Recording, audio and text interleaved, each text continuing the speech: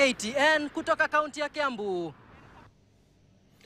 Bila shaka kutoka Kiambu kwake Kimako Shege tuelekea Ilbisil ambako ni afueni kwa wakazi wa mapato ya chini takriban 1500 wa eneo la Bisil kaunti ya Kajiado baada ya kupokea huduma tofauti za matibabu bila malipo kufuatia idadi kuu yao kuugua magonjwa ya macho. Huduma hii ilitolewa na wakfu wapokea afya ambapo mkurugenzi mkuu wa shirika hilo Margaret Muyoro amesisitiza umuhimu wa watu kutembelea vituo vya afya ili kupimwa na kufahamu hali zao za afya.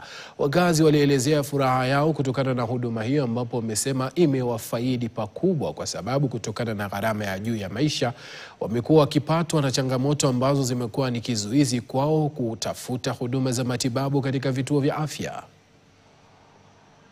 Magonjwa mengi lakini ile tumeona iko juu sana watu haelewi ni non-communicable diseases, na tumeweza kupima wagonjwa wengine hawakujua wako na high blood pressure, wengine walikuwa na kisukari na hawakuwa wanaelewa.